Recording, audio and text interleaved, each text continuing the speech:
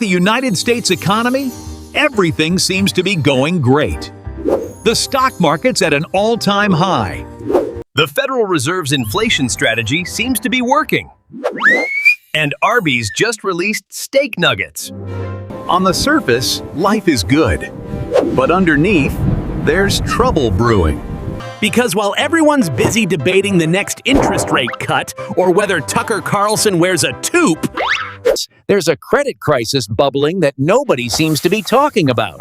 And while the United States government is blowing through cash faster than a bachelor party at 2 a.m. in Miami, that's not even the real issue. The real issue is that the rest of America is looking at this reckless spending and saying, "Hey, that looks kind of fun. Hey, that looks kind of fun." But underneath, there's trouble brewing. And because of this, the United States now has record high levels of household debt, mortgage debt, auto debt, student loan debt, and credit card debt. Moral of the story: Americans are drowning in debt. And by the end of this video, I'm going to show you that the so-called growth everyone's bragging about is really just fueled by a consumer debt crisis that's been building right under everyone's nose. Let's zoom all the way out first. The United States now has more debt than any nation in human history. And the national debt has officially crossed $38 trillion. And borrowing isn't free. We now spend $1 trillion a year just to service the interest on that debt. That means the United States is spending more on interest than we are on national defense, Income security programs, and veterans benefits. Interest has become the fastest growing expense in the entire federal budget, rising by over 34% in just the last 2 years. Translation: we're shelling out $1 trillion a year just to keep the lights on and the debt collectors off our front lawn. And here's where it gets worse. The rest of America is following the same playbook. Because if Uncle Sam can max out every car he owns, why shouldn't everyone else? And that's exactly what's happening. The average American now carries over $90,000 in personal debt. And total household debt in the United States, which measures debt at a more personal level, has exploded 60% over the last decade, reaching $18.6 trillion, the highest level ever recorded.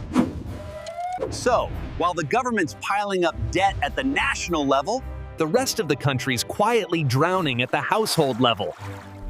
Debt has become the duct tape holding the entire economy together. And have you ever heard of the Clint Eastwood movie, The Good, the Bad, and the Ugly? Well, this same concept can be applied to debt.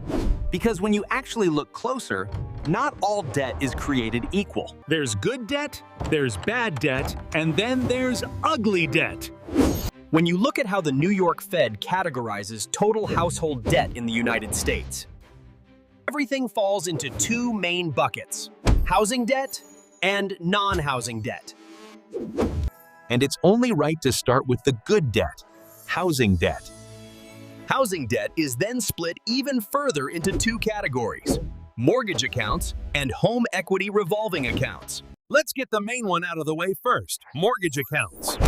These include every type of long-term home loan, from first mortgages to refinancing to home equity installment loans. They're what the Fed calls closed-end loans, which essentially means you get a chunk of money up front, make monthly payments with interest, and once it's paid off, the accounts close for good. In simple English, it's the giant soul-crushing debt you take on for the privilege of owning 4 walls and a roof. And make no mistake, mortgage balances in the United States are massive. They actually make up the bulk of not just housing debt, but total household debt in America. Total mortgage balances have reached a record $13 trillion, the highest level ever recorded. Now, onto the other type of housing debt: home equity revolving accounts. These are also called a home equity line of credit and are essentially just a credit card for your house. You leverage your home's equity, pay back what you used. And then tell yourself it's an investment since it's technically linked to your house. It was an investment. And while home equity line of credit balances have jumped more than 30% since 2021, which marks the fastest rise since before the 2008 financial crisis. The overall total remains modest at roughly $411 billion. So, while the overall trend is eyebrow-raising, it's not something that demands immediate concern. So, if housing debt is the good older brother in the family, Then that raises the question, what's on the other side of things?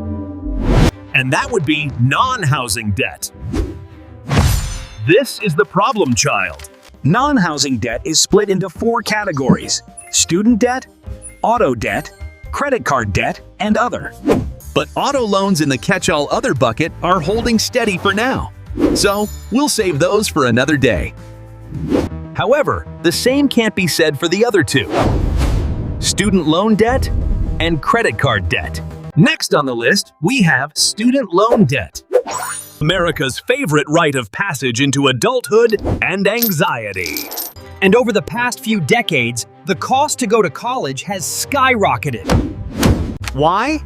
Because when you combine the ability for 18-year-olds to borrow thousands of dollars With no credit history, no collateral, and no financial literacy. You get a system where colleges can charge whatever price they want. And they do. Since 1983, college tuition has skyrocketed more than 700%. Which far outpaces inflation, housing costs, and wages. It's the same cycle over and over.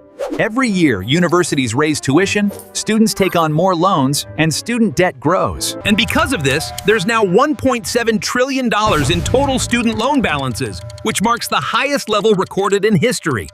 Student loan debt now represents roughly 9% of all household debt in America. And about 44 million Americans still owe money on their education, with an average amount owed of $37,000. And this isn't even what's scary. Data is starting to show delinquencies on this debt are climbing sharply.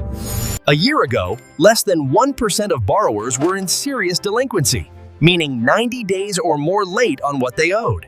Now, that number has risen past 9%.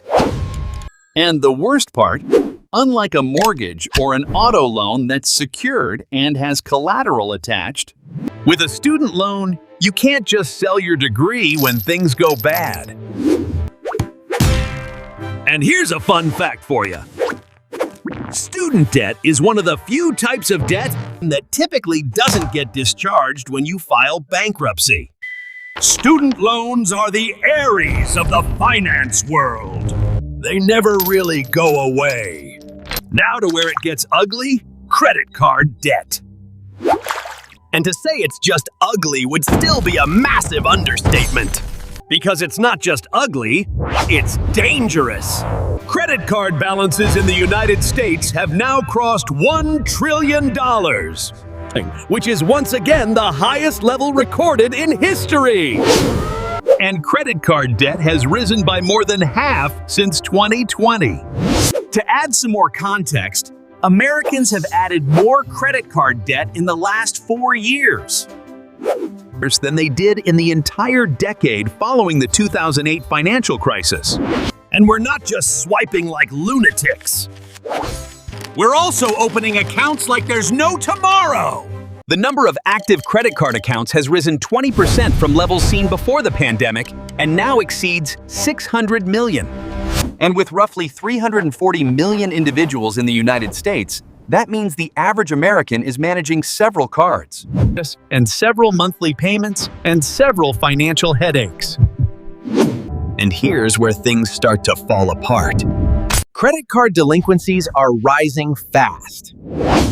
The share of credit card accounts in serious delinquency has now climbed above 12%, which marks the highest levels since the 2008 financial crisis. And it's not hard to see why. Over the last few years, inflation has soared. Housing costs have reached record highs. And wages haven't come close to keeping up. And here's the cherry on top. The average interest rate on credit cards is now more than 21%. Once again, hovering around the highest level ever recorded. So that means the 12% of credit card users who are already delinquent aren't just behind. They're likely drowning in compound interest. And just when it seemed like things couldn't get any more chaotic, a new force arrived on the scene. You've probably seen the buttons.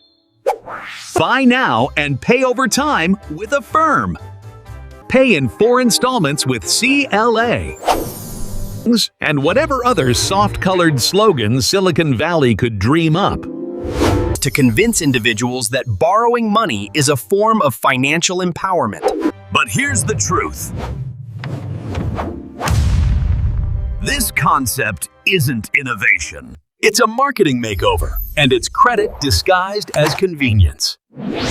And when you start to look at the American economy from a debt-first perspective, Everything starts to look a whole lot different. In fact, a recent study found that 15% of all Americans use buy now, pay later in 2024, with 40% of them regretting it after realizing the total costs. Every record-breaking stock market headline, every flashy report about people spending more money, it's all powered by borrowed cash. It's the same old credit trap, just this time with a better user interface. The reality is people are financing their day-to-day survival. One installment plan at a time. And when you start to look at the American economy from a debt-first perspective, everything starts to look a whole lot different. It doesn't look like the booming economy everyone's talking about on CNBC. It looks more like a giant game of hot potato where everyone's hoping the music doesn't stop. Every record-breaking stock market headline, every flashy report about people spending more money, it's all powered by borrowed cash. Because the real truth is this: America isn't saving for tomorrow, it's paying for today. And that's exactly why the credit crisis is so dangerous. It's not loud. It doesn't hit all at once. and it's not some big dramatic crash. It's slow, it's quiet, and it's happening right in front of us. On the surface, everything looks fine. Markets are up, inflation is cooling, and jobs are still there. But underneath, the base is starting to weaken. Because this is America right now. A country running on debt. If you're enjoying this video, don't forget to subscribe.